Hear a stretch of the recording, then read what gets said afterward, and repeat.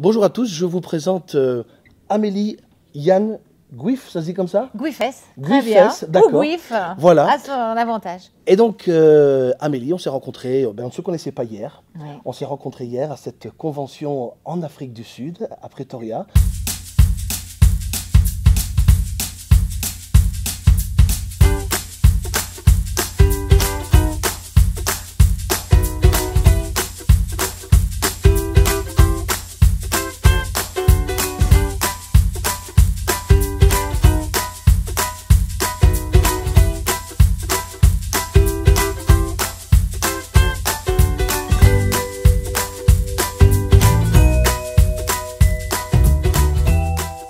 J'ai entendu ton keynote ce matin qui m'a particulièrement touché. Merci. Présente-toi un peu, dis-nous un petit peu qui es-tu. Donc j'ai appris que tu habitais en Thaïlande. Ouais. Donc qu'est-ce que fait une Française en Thaïlande pour finir en Afrique du Sud donner une conférence? Explique un petit peu à mes auditeurs comment tu fais. Belle question. Est-ce que j'ai la réponse? Je ne sais pas.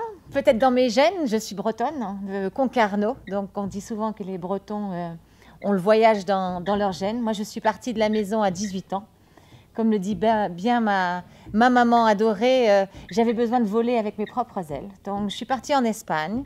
Et quand j'ai terminé mes études, j'ai commencé l'humanitaire. J'ai fait 17 ans d'aide humanitaire en ex-Yougoslavie, Zimbabwe, Érythrée, Haïti, Colombie, plus d'une dizaine de pays où j'ai découvert le monde, j'ai découvert l'être humain dans toute sa beauté et aussi dans toute son horreur. Mais c'est aussi dans l'horreur qu'on trouve le diamant et qu'on trouve ce qui est unique. Et c'est quand on est aussi dans la détresse, c'est quand on est entouré de souffrance et de douleur qu'on arrive à rencontrer et à révéler ce qui est le plus beau en nous.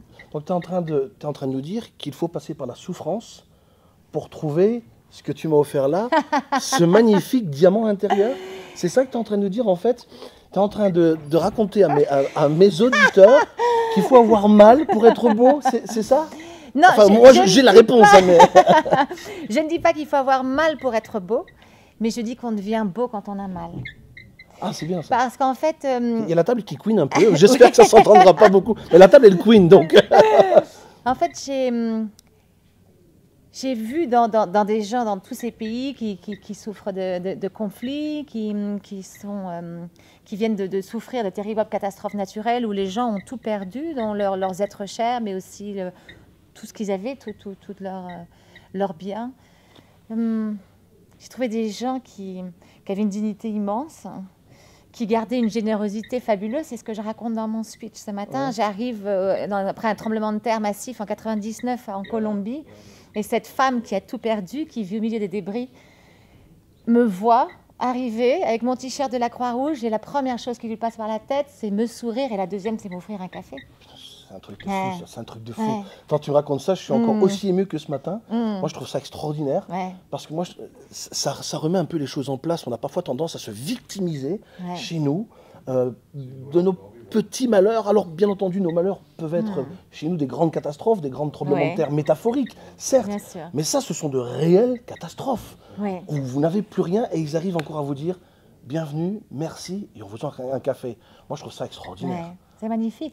Et je pense que justement, dans ces moments complètement extrêmes, on arrive à connecter, on est obligé de connecter quelque part avec cette force intérieure, ce que j'appelle moi le diamant intérieur, pour avancer.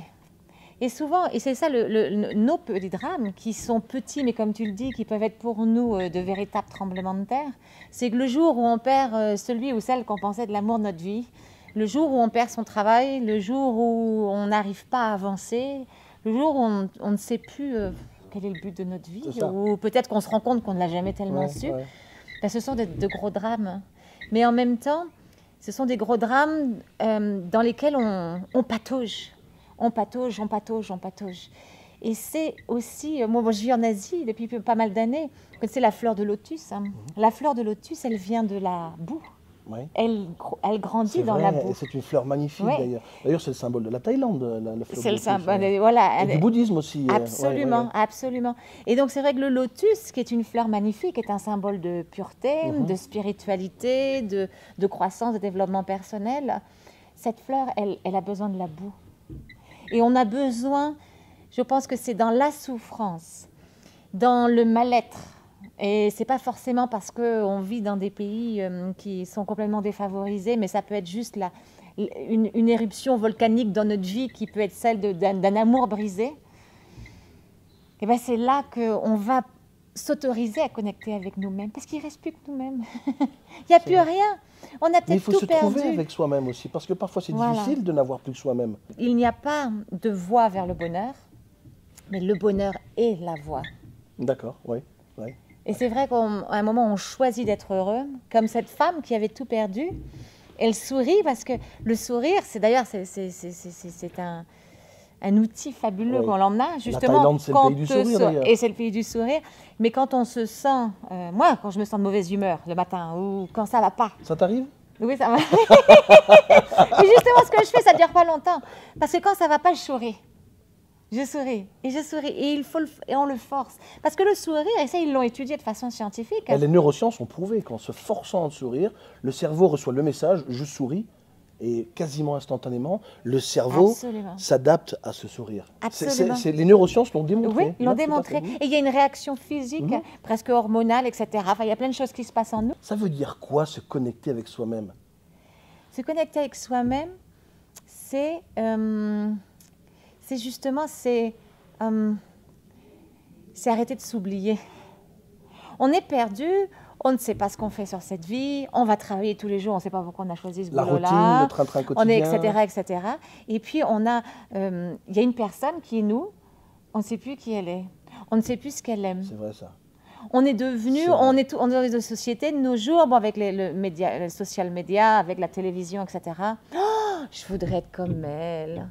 On va se faire des chirurgies, on va s'acheter les vêtements, on va se faire les cheveux, on devient un automate de la société, presque, quelque part. Oui, et puis on veut devenir quelqu'un. Ouais. Alors qu'on a quelqu'un de fabuleux. Exactement, alors, je suis tout à fait d'accord avec toi, oui. Et on n'a pas exploré. Et on n'a pas regardé ce qu'il y avait à donner, on n'a pas regardé ce qu'il y avait à développer. Alors bien sûr, c'est parce qu'on est éduqué comme ça. On est éduqué d'une certaine façon, on a entendu peut-être pendant toute notre enfance, notre adolescence et puis encore plus notre âge adulte en entreprise, tout ce qui ne va pas. On ne nous dit pas. Surtout dans le système d'éducation français, on se concentre sur toutes les erreurs que vous faites, sur tout ce que vous ne faites pas bien. Voilà. Quand on va en effet à l'école, on te dit tout ce que tu devrais faire mieux et on ne t'appuie pas beaucoup sur ce que tu fais déjà de bien, contrairement à des systèmes anglo-saxons ou dans d'autres pays, dans les pays nordiques par exemple. En Asie, je ne sais pas si c'est comme ça que ça fonctionne, mais c'est vrai que ça fait la différence. Ça fait une différence Donc énorme. En fait, quelque part, c'est une programmation. Absolument. C'est une programmation qu'on nous fait. Mais est-ce qu'il est possible de se déprogrammer? En se déprogrammant. En fait, ce qui se passe, c'est que quand on est plus jeune et quand on arrive à l'âge adulte, donc on est un peu programmé par les autres, donc on s'imbibe de tous ces messages négatifs, et après on fait ce que j'appelle moi la violence, comment dire, en français, là j'ai perdu le mot, la flagellation. L'autoflagellation. C'est bon, on s'entraide. Mais on s'en sort. Donc, de l'autoflagellation. C'est-à-dire qu'après tous ces messages qu'on a entendus, on se les répète, Forcément. et puis forcément on y croit, et on se puisqu'on a grandi là-dessus. Et on se victimise, et puis on oublie qu'en fait maintenant, c'est dans les mains de qui de déprogrammer. Donc en fait, un message négatif, on le transforme. On le transforme en message positif. Parce que du coup, tout ce qu'on nourrit à se rabâcher tous ces messages négatifs, ça nous rend malheureux, ça nous empêche d'avancer, etc. Tu peux nous donner un exemple concret de ce que ça représente, un message négatif, et tu le transformes? Par exemple, souvent j'y pense parce que maintenant, mon métier, c'est être conférencière professionnelle. Et c'est ma passion. Très bonne conférencière d'ailleurs. J'ai été touchée, j'ai eu plusieurs fois la chair de poule. Merci. Et c'est ma passion. Et je pense que je peux comprendre. Et je pense que c'est un rêve d'enfant aussi.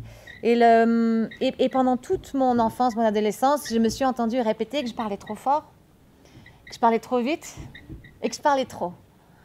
Donc souvent quand je fais mes speeches et quand je parle de messages négatifs, et on en a tous, c'est normal, et les gens qui nous envoient ces messages ne se rendent pas compte. On est éduqués comme ça. La culture française aussi est une culture dure. Oui.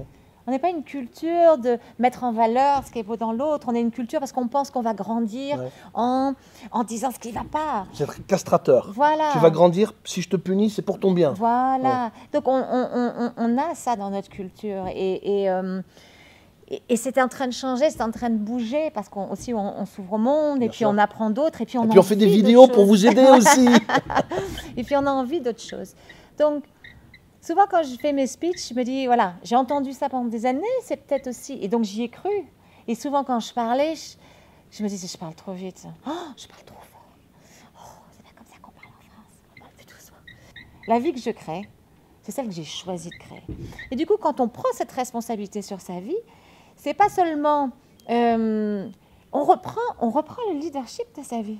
Ouais. Et juste de se dire, eh ben moi, je décide de véhiculer ce message-là par rapport à moi. C'est-à-dire, je parle trop fort, je parle vite et je parle fort, de le transformer, de dire, j'amène une énergie extraordinaire quand je parle. Je donne toute ma passion aux gens et je suis à 100% avec mon cœur dans chacun de mes mots. Quand je t'entends dire, par exemple, l'audace, c'est justement quelque chose où les gens vont vous dire, n'y va pas. Ça me rappelle mon maître spirituel qui disait toujours, vos projets, gardez-les secrets. Ouais. Et d'ailleurs, ce projet, je l'ai annoncé quand la décision était prise. Et je pense que c'est important. Quand on fait des... C'est-à-dire que tu nous suggères de n'en parler à personne? De n'en parler qu'aux gens qui vont vous soutenir. Ah, ça, j'aime bien ça. Et ça ne veut pas dire qu'il y a les gens qui vous aiment à la folie. Bien sûr. Ne sont pas forcément les gens avec qui il va falloir partager ce projet dès le début. Parce que aussi, mais t'es folle, tu te rends compte, mais pourquoi tu fais ça? Mais on t'aime, mais non, mais va pas te lancer dans cette aventure-là. Mais c'est tout à fait juste. Parce qu'ils ont peur pour vous, mais ils ont peur aussi de leurs limitations, de ce qu'ils ont fait, ce qu'ils n'ont pas fait dans leur vie. Parfois, ils font un transfert avec leur propre vie à eux. Absolument. Et ça c'est sur les gens qui nous aiment, les gens qui ne nous aiment pas, les gens qui ne nous connaissent pas. Les gens, c'est tout le monde. C'est une réaction humaine. On a, nous aussi, quand on entend un projet, on dit « Oh, mais quelle idée !» Non. Donc, soit quand je lisais ça de mon maître spirituel, je me disais « Mais pourquoi il dit ça, les gens mais moi, je suis assez d'accord. D'accord. Et je l'ai vécu. Parce que quand j'ai annoncé les faits, j'ai eu un soutien magnifique. Mais j'ai vu plein de gens aussi autour, et des gens qui m'aiment, des gens qui m'appréciaient, ou des gens qui n'avaient pas de relation avec moi, qui ont eu peur pour moi, en fait. Bien sûr, c'est ça. Tiens, mais t'es maman, célibataire, 2 enfants. Mais tu te rends compte. À l'étranger. Mais t'es inconsciente. Mais et en plus, j'ai monté mon entreprise. Donc, c'est vrai qu'en France, en plus, on n'a pas forcément une culture de l'entrepreneuriat comme d'autres cultures. C'est en train de changer, quand même. Hein, ça bouge, oui. Mais comme la culture indienne ou la culture américaine, où tout le monde a une entreprise. Et si on meurt sans avoir eu une entreprise, c'est qu'il y a eu quelque chose de bizarre dans nos vies. Non. En gros, c'est ça. Pratiquement. Donc, moi, j'ai dit à des Indiens, j'ai monté ma boîte, il n'y a personne. Ah, t'en as qu'une. Ah bon, tu n'as pas dit boîte? Non, voilà. C'est bon. Et alors que là, monter ta boîte, toi toute seule, mais t'as pas peur, etc. etc. Alors, parlons-en de ta boîte aujourd'hui. Tu fais quoi alors? Parce que, voilà, tu as Amélie, mais tu fais quoi dans la vie alors? Eh bien, ma boîte, elle s'appelle B&Bcom. Et je mettrai toutes les informations en lien de cette vidéo. Donc, vous pourrez aller voir son site internet. Je ne sais pas si tu as une page Facebook. Alors, j'ai une page Facebook, B&Bcom. Et j'ai aussi, et ça, je vous invite, ça peut être sympa. Et ça serait sympa peut-être d'avoir une intervention de toi de temps en temps. C'est une public chat, une chat publique de Viber qui s'appelle B&Bcom, où je poste des choses pour inspirer. Donc, c'est en anglais, mais il y a plein de gens de France qui nous suivent. Il y a beaucoup de Français qui parlent anglais, beaucoup plus qu'on ne le pense. Ouais. Et on est déjà une communauté de plus de 10 000, avec des gens d'Afghanistan, Pakistan, Maldives, etc. Et donc, toi, tu offres c'est quoi? C'est des webconférences? Non, c'est des chats. Je mets mon inspiration du jour. Ouais. Ah oui, d'accord. Aussi simple que ça. Aussi simple que ça. Voilà. Au début, ce n'était pas forcément très clair ce que j'avais envie de faire exactement, du coaching, du public speaking. J'ai été au début aussi à explorer ce que j'avais envie d'apporter et ce qui faisait une différence dans la vie des gens. Mais je l'ai appelé B&Bcom parce que pour moi, c'est accepter qui on est, se découvrir en anglais, donc un anglicisme B. Voilà. Et c'est voir la beauté, voir notre beauté, l'aimer. Je lisais il y a 2 jours sur Facebook, une amie a posté une image qui disait quand vous écrivez votre liste des choses que vous aimez, est-ce que vous écrivez votre prénom?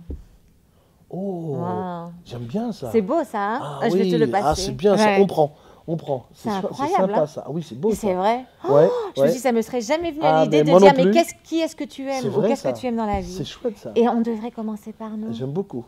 Alors, j'ai envie juste de te poser une toute dernière question. Mais alors, la question où tu dois y répondre le plus honnêtement possible. Es-tu une femme heureuse? Oui, parce que j'ai choisi d'être heureuse. On ne peut pas mieux terminer cette vidéo. Amélie, je te remercie pour cet entretien. Ça fut vraiment très agréable. Et merci à vous tous. J'espère que vous avez aimé. N'hésitez pas à poster vos commentaires en bas de la vidéo et puis à liker et à partager. Amélie, c'est chapeau. Ok, merci. Merci à toi. Merci.